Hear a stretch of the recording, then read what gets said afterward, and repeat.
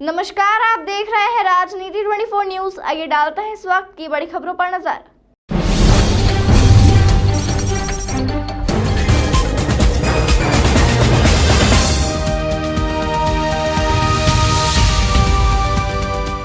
मध्य प्रदेश में एकमात्र जापानी भाषा पढ़ाने वाली संस्थान पेन एकेडमी ने जापानी भाषा को लेकर जागरूकता बढ़ाने और जापान में मौजूद रोजगार की संभावना की जानकारी देने के लिए शहर में एक ही दिन में कई कार्यक्रम आयोजित किए।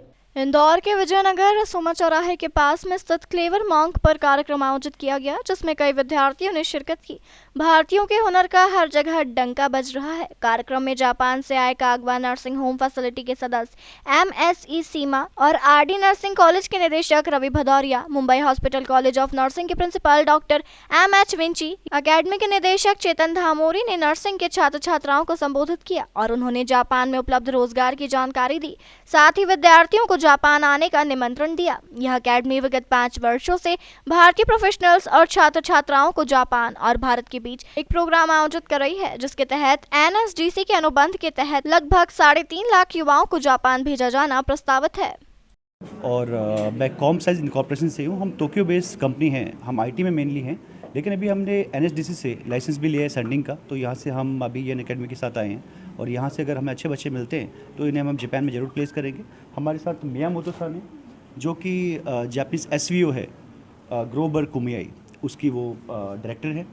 आज ये फर्स्ट टाइम था जब मियामोतो सान और इशिमोतो सान, वो एक नर्सिंग फैसिलिटी से हम यहाँ पे आए हैं बच्चे देखने। अगर अच्छे बच्चे में मिलते हैं जो जापानीज़ लैंग्वेज भी सीखने के लिए इच्छुक हैं तो ज़रूर हम उन्हें प्लेस करेंगे। हमारे लिए बड़ी ही सौभाग्य की बात है कि येन एकेडमी के माध्यम से आज हम जो है इंदौर में जापानीज़ डेलीगेट्स को यहाँ पे इनवाइट कर सकें। आज सुबह हम बॉम्बे हॉस्पिटल के जो नर्सिंग कॉलेज है वहाँ गए, RD नर्सिंग कॉलेज गए और इसके बाद यहाँ पे ये IT कंपनी में आए हैं। तो इनको जो रोज़गार की जो रिक्वायरमेंट है, जैसे बताया कि 14 सेक्टर्स में रिक्वायरमेंट है इंडियन यूथ की, और ये जो प्रोग्राम है ये गवर्नमेंट के प्रोग्राम हैं। तो ये लोग यहाँ पे इंदौर में एक्सप्लोर करने आए हैं येन एकेडमी के माध्यम से, क्योंकि यहाँ पे जैसे जापानीज़ भाषा का जो है बहुत इम्पोर्टेंस है और एक जापानीज़ भाषा का बेसिक जापानीज़ भाषा लैंग्वेज सीख के बंदे जो है जापान जा सकते हैं और एक बहुत बड़ा और अच्छा पैकेज पे एक बहुत ही प्रगतिशील देश में, डेवलप्ड नेशन में काम कर सकते हैं, वहाँ की टेक्नोलॉजी सीख सकते हैं और वहाँ से जब 3 साल के इंटर्न वीज़ा के बाद यहाँ पे आते हैं, एक अच्छा पैकेज लेके वापस जब आते हैं तो यहाँ पे भी मेक इन इंडिया वाला जो काम है वो इस देश के लिए कर सकते हैं और यहाँ पे भी अपने रोज़गार जो है लोगों को दे सकते हैं। ये जो जापानीज़ दल आया है, येन एकेडमी पिछले 5 वर्षों से इंदौर में जापानी भाषा पढ़ाने का काम कर रही है और ओम प्रकाश सान जो है जापान में ही रहते हैं और काफ़ी समय से हमारा इनसे बात चल रहा था कि हम इंडियन यूथ तो ठीक है, चूँकि हम इंदौर से ही हैं, तो इंदौर के लिए कैसा कुछ कर पाएँ जिससे हमारे शहर और हमारे देश के विकास में हमको सहयोग दे पाएँ। तो TITP SHW तो ठीक प्रोग्राम है, बट हमने कुछ ऐसी कंपनियों के साथ भी टाई अप किया है जो ब्लू कॉलर जॉब, जो 12 पास बच्चे हैं उनको हम एक स्किल सिखाते हैं, जैसे वेल्डिंग, फिटिंग, पैकेजिंग, फिशरी और एग्रीकल्चर।